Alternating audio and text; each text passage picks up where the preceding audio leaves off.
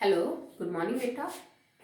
अभी हम लोग 9th क्लास केमिस्ट्री पढ़ रहे हैं। चैप्टर इज 1 मैटर इन और सराउंडिंग और टॉपिक आज का आपका रहेगा दैट इज इवोपोरेशन। ठीक है, तो इवोपोरेशन क्या होता है? Generally it is the process of converting it is the process of converting a liquid into its vapors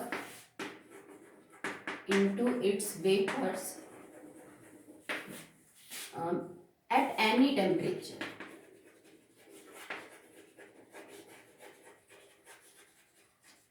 ठीक है, this is the definition of evaporation.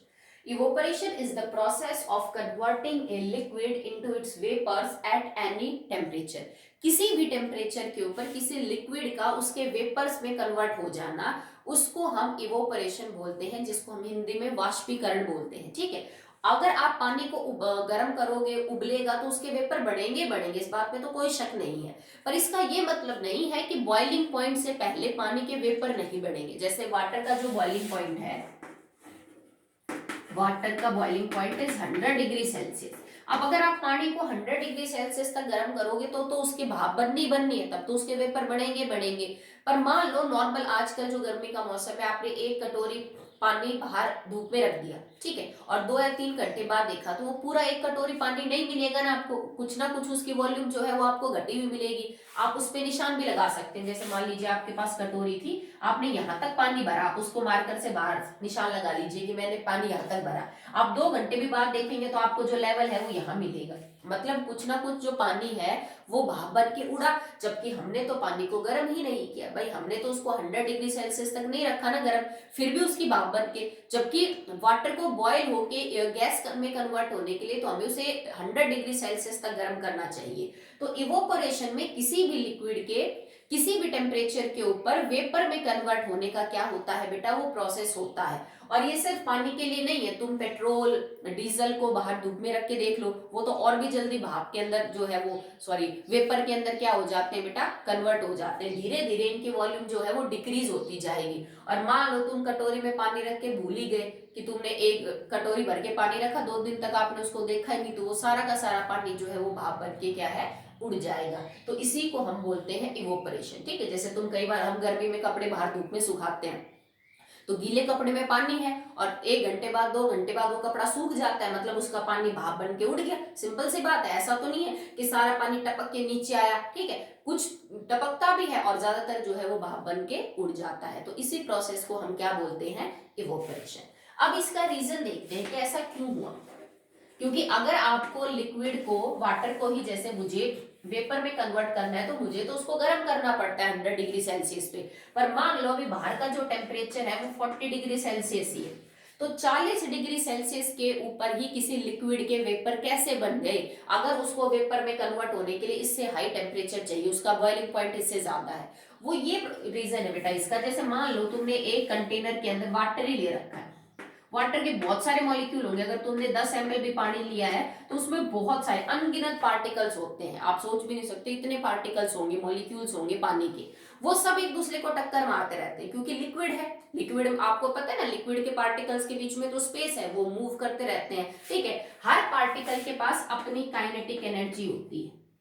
ठीक है, काइनेटिक एनर्जी एनर्जी की वो फॉर्म है जब कोई चीज मोशन में होती है, जब कोई चीज चल रही होती है तो उसकी जो एनर्जी है उसको हम काइनेटिक एनर्जी बोलते हैं। और इसका फॉर्मूला होता है it is equal to half mv²।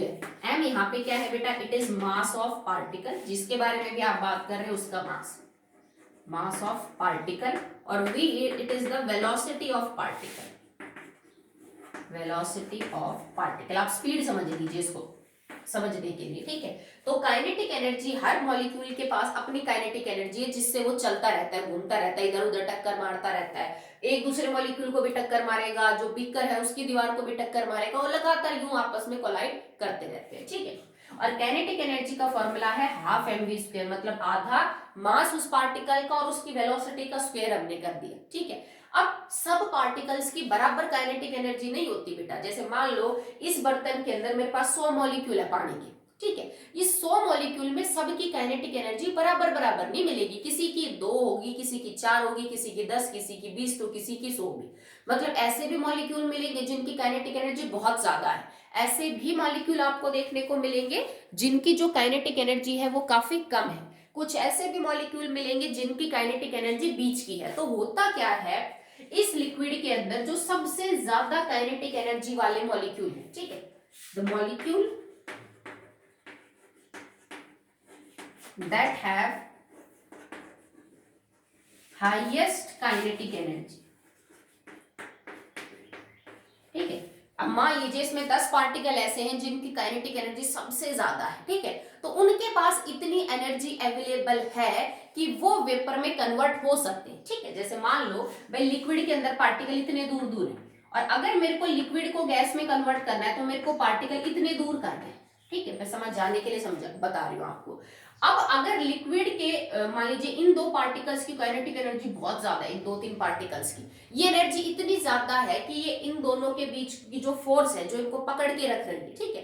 भाई कोई चीज लिक्विड स्टेट में क्यों है, क्योंकि उनके पार्टिकल्स के बीच में उतनी ताकत है कि वो उनको लिक्विड स्टेट तक रख सकते हैं।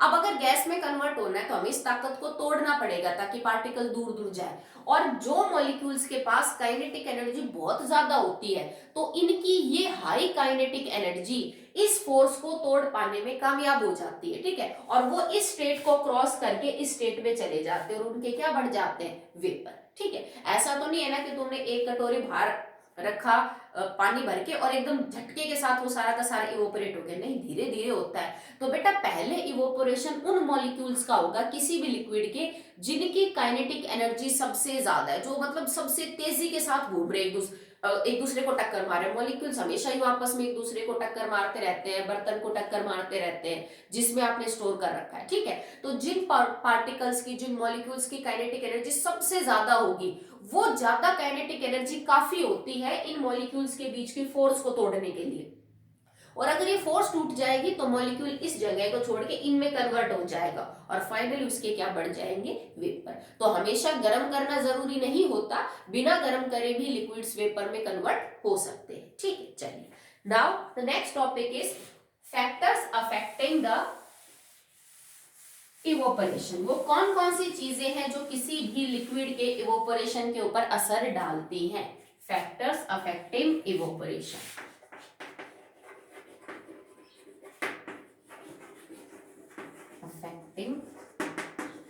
इवोपरेशन कौन कौन सी चीजों के ऊपर इवोपरेशन का जो रेट है ज्यादा हो रहा है कि कम, वो किस किस बात पे डिपेंड करेगा। तो नंबर 1 देयर इज टेम्परेचर। तो टेम्परेचर के साथ इवोपरेशन का डायरेक्ट रिलेशनशिप होता है, ठीक है। अब ये जो साइन हम लगाते हैं इसका मतलब है प्रोपोर्शनलिटी का साइन। प्रोपोर्शनलिटी अब डायरेक्ट लिखा मैंने, इसका मतलब ये चीज बढ़ेगी तो ये भी बढ़ेगी, ये घटेगी तो ये भी घटेगी, ठीक है। टेम्परेचर के साथ इवोपोरेशन डायरेक्टली प्रोपोर्शनल है, सीधा रिलेशनशिप रख रहा है। इसका मतलब अगर तुम ज्यादा टेम्परेचर दोगे तो इवोपोरेशन ज्यादा होगा, कम टेम्परेचर दोगे तो इवोपोरेशन कम होगा, ठीक है। जैसे इसका क्या मतलब हुआ, तुमने एक कटोरी के अंदर पेट्रोल को रखा, ठीक है, और मौसम अभी बाहर जो है वो मान लीजिए थोड़ा ठंड का ही है और 10 डिग्री टेम्परेचर है। उसी कटोरी में उतना ही पेट्रोल तुमने रखा पर किसी दिन टेम्परेचर बाहर का जो है वो 40 डिग्री सेल्सियस। तो बताओ किस दिन ये जो पेट्रोल है ये जल्दी भाप बन के उड़ के सारा खत्म हो जाएगा, ठीक है। आपको वेट करना है कितना टाइम लगेगा जब ये सारा का सारा जो पेट्रोल है वो इस कटोरी में से भाप बन के उड़ जाए। जब टेम्परेचर ज्यादा होगा तो वेपर से ज्यादा बनेंगे, ठीक है, जल्दी बनेंगे। जब टेम्परेचर कम होगा तो वेपर धीरे बनेंगे। तो मतलब यहाँ पे इवोपरेशन धीरे होगा, हो सकता है इस प्रोसेस को होने में आपको 10 मिनट लग जाए और इस प्रोसेस को होने में यहाँ पे आपको हो सकता है 5 मिनट ही लगे। तो जैसे जैसे टेम्परेचर बढ़ता है वैसे वैसे इवोपोरेशन भी बढ़ेगा। क्यों बढ़ेगा, क्योंकि बेटा टेम्परेचर जो है ना वो सीधा रिलेट करता है किससे, काइनेटिक एनर्जी से, ठीक है। जैसे जैसे टेम्परेचर बढ़ेगा मॉलिक्यूल्स की काइनेटिक एनर्जी बढ़ेगी। मान लो कि इस लिक्विड के अंदर जो सबसे ज्यादा काइनेटिक एनर्जी थी वो किसी मॉलिक्यूल की थी 200, ठीक है, 200 मान लीजिए आप काइनेटिक एनर्जी। जब तुमने टेम्परेचर बढ़ा दिया तो वो 200 वाली भी बढ़ गई, वो 200 वाली 400 हो गई। तो 400 होती है तो वो और जल्दी वेपर में कन्वर्ट होगी, ठीक है, क्योंकि टेम्परेचर सीधा रिलेट करता है काइनेटिक एनर्जी से। और काइनेटिक एनर्जी, जब तुम टेम्परेचर ज्यादा करोगे तो तुम मॉलिक्यूल की काइनेटिक एनर्जी बढ़ाओगे, काइनेटिक एनर्जी बढ़ाओगे तो वो वेपर के अंदर क्या हो जाएंगे बेटा, जल्दी कन्वर्ट हो जाएंगे। यही होता है कि जैसे मान लीजिए किसी दिन बादल हो रहे हैं तो नमी है मौसम में, तो हमारे जो कपड़े हैं वो देर से सूखते हैं, और एकदम कड़क धूप पड़ रही है तो आप आधे घंटे गीले कपड़ों को बाहर रखोगे तो भी क्या हो जाएंगे, वो जल्दी ही सूख जाएंगे। ठीक है, तो जब बाहर गर्मी होती है तो बहुत तेज इवोपरेशन होता है। जब बाहर के मौसम में थोड़ी ठंड हो, टेम्परेचर कम हो, तो इवोपरेशन का जो रेट है बेटा वो क्या हो जाता है, कम हो जाता है। ठीक है, चलिए सेकेंड है, ये तो आपने वैसे भी देखा होगा, जैसे बहुत गर्मी होती है तो हमें पसीने भी बहुत आते हैं। ठीक है, इस यही रीजन होता है। सेकेंड है ऑन द सरफेस एरिया।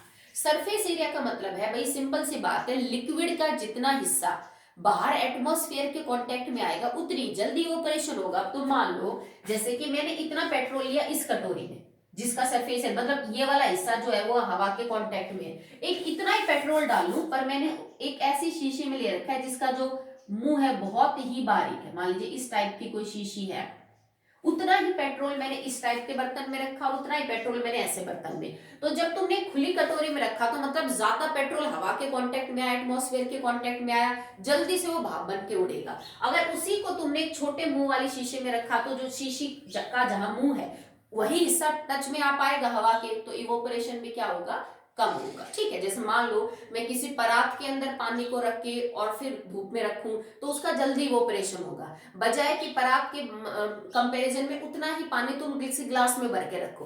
तो जब तुम किसी परात के अंदर पानी रखोगे, मान लीजिए आपने एक 100 ml पानी परात में लिया, तो सरफेस एरिया परात का ज्यादा है, पानी फैल जाएगा, बड़ी जल्दी ऑपरेशन होगा, क्योंकि ज्यादा पानी के पास जो है हवा टेम्परेचर कांटेक्ट में आएगा। एक इसी 100 लीटर पानी, सॉरी 100 ml पानी को तुमने ग्लास के अंदर रखा, तो ग्लास का जो सरफेस एरिया है वो क्या है, कम है, तो कम होगा तो इवोपरेशन भी क्या होगा, कम। तो मतलब लिक्विड का सरफेस एरिया जितना ज्यादा करो, आप लिक्विड को जितना फैला रहे हो उतना ही ज्यादा उसका इवोपरेशन होगा, और जितना आप कम रखोगे उसका सरफेस एरिया उतना ही क्या होगा, उसका इवोपरेशन कम होगा। ठीक, नेक्स्ट देखिए, the third factor is humidity।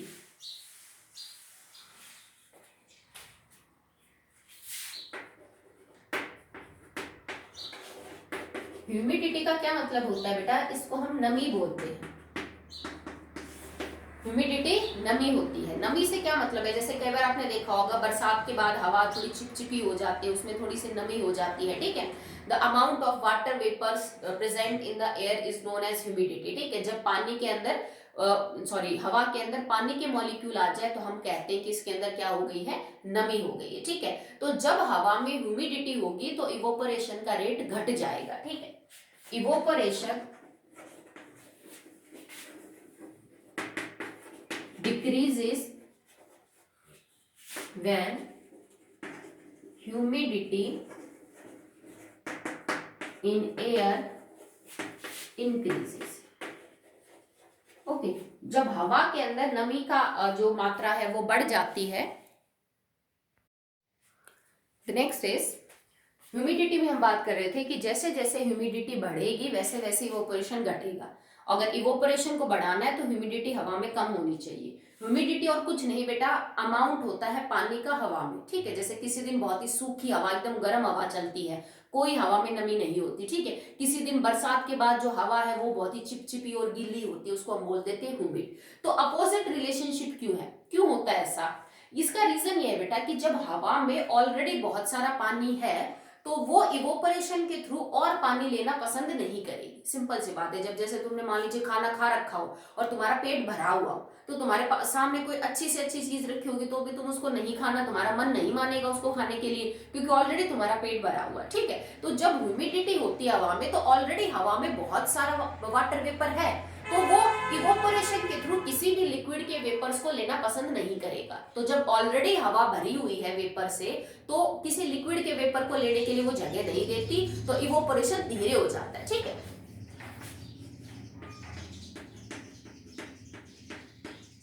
किसी लिक्विड का जो इवोपरेशन है, ठीक है, जैसे मान लीजिए आपके पास लिक्विड है और फाइनली इवोपरेशन होके इसके वेपर्स को बाहर एटमॉस्फेयर में जाना है, ठीक है। अगर ऑलरेडी जो एटमॉस्फेयर है वो वाटर वेपर से रिच है, उसमें बहुत ज्यादा पानी या फिर किसी दूसरे लिक्विड के जो है, ह्यूमिडिटी तो पानी के लिए ही है, भरे हुए हैं, तो ये लिक्विड्स के लिए जगह नहीं होती है और इसका इवोपरेशन क्या हो जाता है बेटा, कम हो जाता है। यही कारण है कि जिस दिन बरसात के बाद का जो मौसम होता है, जिस दिन हवा में नमी होती है, उस दिन आप कपड़े सुखाओ तो वो देर से सूखते हैं, ठीक है। जबकि किसी दिन बहुत तेज गर्मी पड़ रही हो, उस दिन आप कपड़े सुखाओ तो जल्दी सूखेंगे। क्यों? क्योंकि नमी वाले दिन हवा में पहले इतना पानी होता है कि कपड़ों का पानी भाप बन के निकलने में टाइम लगेगा, कि भाई वो कपड़ों का जो इवोपरेशन होगा कपड़े में से पानी का, वो थोड़ा टाइम लेगा। जबकि जिस दिन बहुत गर्मी है, हवा एकदम ड्राई है, सूखी है, उसमें पानी नहीं है, तो इवोपरेशन जल्दी जल्दी हो जाता है, ठीक है। नेक्स्ट डे, यही रीजन भी होता है कि किसी दिन अगर चिपचिपा मौसम हो तो हमें पसीना भी बहुत आता है, ठीक है। क्यों? क्योंकि पसीने, चिपचिपा होने का क्या मतलब है बेटा, जैसे मौसम में अगर नमी बहुत ज्यादा है तो तुम्हें बहुत ज्यादा पसीना आएगा और वो यूजुअली भाप बन के उड़ नहीं पाता। अगर गर्मी है ना तो तुम्हें पसीना आएगा भी ज्यादा और जल्दी ही भाप बन के उड़ जाएगा। पर चिपचिपे मौसम में वो पसीना ज्यादा आता है, आपको बॉडी पे ज्यादा रहता है, क्योंकि उसको इवोपोरेट होने में टाइम ज्यादा लगता है, ठीक है। फोर्थ है स्पीड ऑफ विंड।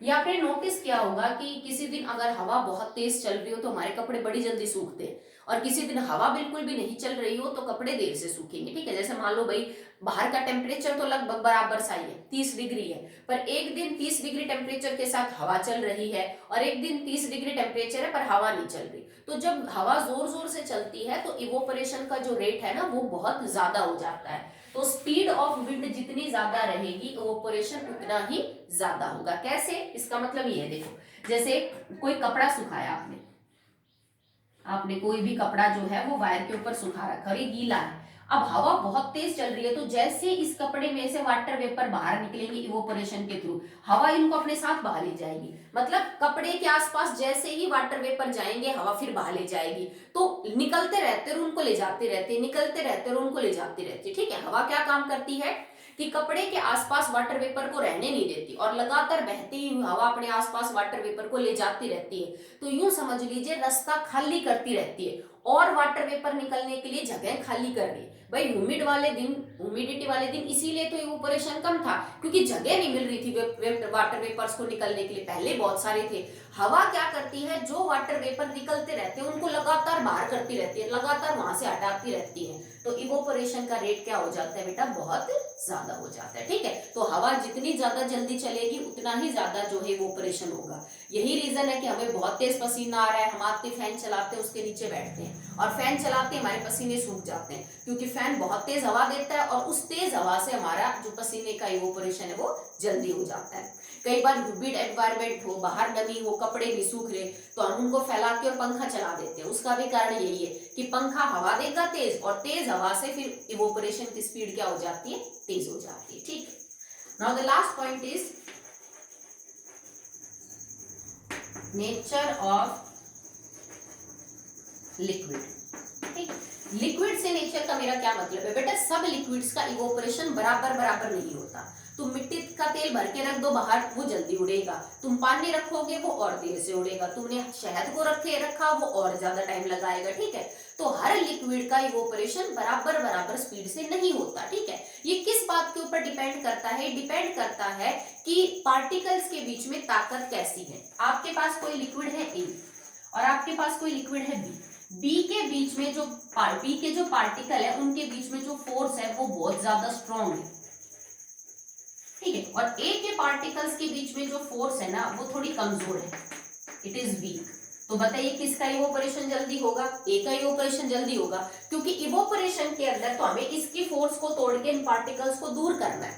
अगर दो लिक्विड जिनके बीच में फोर्स अलग अलग है, ए की फोर्स ज्यादा है तो वो टाइटली पकड़ के रखेगा, इवोपरेशन नहीं करने देगा, बी की फोर्स ज्यादा है तो वो नहीं करने देगा। हमने कंडीशन क्या मानी कि बी लिक्विड के अंदर फोर्स अच्छी है पार्टिकल्स के बीच में और ए में कमजोर है, तो ए के वेपर जल्दी बढ़ेंगे और बी के वेपर देर से बढ़ेंगे, ठीक है। यही कारण है कि डीजल के, पेट्रोल के कैरोसिन ऑयल के, इनके जल्दी ही वेपर बन जाते हैं, आप धूप में रखते उड़ जाएंगे, जबकि पानी को उड़ने में टाइम लगेगा। ठीक है, शहद को या किसी और लिक्विड को उड़ने में टाइम लगेगा। उसका कारण है कि पेट्रोल, डीजल और ये कैरोसिन ऑयल जो है, इनके अंदर पार्टिकल्स के बीच में जो फोर्स है वो कमजोर है, जबकि पानी के अंदर उनके मुकाबले जो फोर्स है वो क्या है बेटा, स्ट्रॉन्ग है। इसी वजह से पानी को टाइम लगता है इवोपोरेशन करने में, और इनमें टाइम नहीं लगेगा, जिनके बीच में जो फोर्स है वो क्या होती है, कमजोर होती है। ठीक है, नाउ व्हाट्स योर होमवर्क। आप बेटा घर के में एक एक्टिविटी करके देखेंगे कि एक बार सेम वही कटोरी लेके उसमें उतना ही पानी मतलब मेजर करके एक बार बाहर धूप में रखेंगे, एक बार उसको पंखे के नीचे रखेंगे, ठीक है, एक बार मान लीजिए उसको ढक के रखेंगे, और फिर चेक करेंगे कि किस में कितना टाइम लगा कि पानी को इवोपरेट होने में। फिर चेक करेंगे कि कब सबसे जल्दी उतना ही सेम वॉल्यूम का पानी जो है वो इवोपरेट हुआ। ठीक है, नेक्स्ट टॉपिक है difference between boiling and evaporation, कि जब कोई चीज, कोई लिक्विड उबल रहा हो और जब किसी लिक्विड का वाष्पीकरण हो रहा हो, तो दोनों में क्या फर्क होता है। तो इवोपरेशन जो है वो और बॉइलिंग में क्या डिफरेंस है। Boiling takes place at boiling point. भाई बॉइलिंग कभी होगी जब बॉइलिंग पॉइंट हो जाएगा, उससे नीचे नहीं होती। जैसे पानी उबलेगा कब, 100 डिग्री पे, 100 से ऊपर उबल सकता है, 100 से नीचे नहीं उबलेगा। तो boiling takes place at boiling point, evaporation takes place at any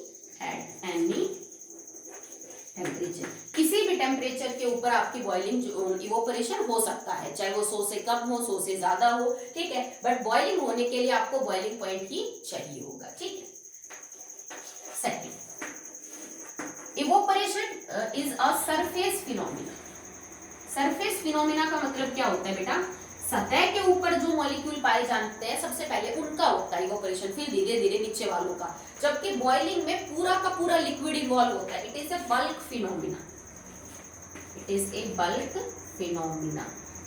bulk phenomena का मतलब है कि यहाँ पे अगर पानी उबलेगा तो सारा पानी एक साथ उबलेगा, ये नहीं ऊपर का पानी उबल गया नीचे का नहीं उबला। जबकि इवोपोरेशन में ऊपर वाले मॉलिक्यूल्स का इवोपोरेशन होता है, नीचे वालों का नहीं होता है। ठीक है, तो इवोपोरेशन सतह के ऊपर होने वाला एक प्रोसेस है, जबकि जो आपका बॉइलिंग है that is a bulk phenomena. ठीक है, नेक्स्ट बात करते हैं, boiling only occurs when the liquid is heated. Boiling होने के लिए आपको लिक्विड को हमेशा गर्म करना पड़ता है उसके बॉइलिंग पॉइंट तक। Heating is not required, heating is not required. यहाँ पे आपको गर्म करने की कोई जरूरत नहीं पड़ती, किसी भी टेम्परेचर के ऊपर ये हो जाता है। ठीक है, इसके अंदर इवोपोरेशन ऑलवेज कॉजेज कूलिंग, ये हम आगे पढ़ेंगे कैसे। इवोपोरेशन कॉजेज कूलिंग, जब भी इवोपोरेशन होगा हमेशा आपको ठंड महसूस होगी, हमेशा ठंडक पहुंचाता है जब भी इवोपोरेशन होगा। जबकि boiling does not give cooling. किसी चीज को उबालने से आपको ठंडक महसूस नहीं होगी, जबकि अगर किसी भी चीज का वाष्पीकरण होगा, किसी भी लिक्विड का इवोपोरेशन होगा तो फाइनली उससे ठंडक मिलती है, टेम्परेचर कम होता है। और जब आप किसी लिक्विड को गर्म करोगे तो आपका टेम्परेचर कम नहीं होता। ठीक है, तो आज के लिए इतना ही, कल हम पढ़ेंगे हाउ इवोपोरेशन कॉजेस कूलिंग।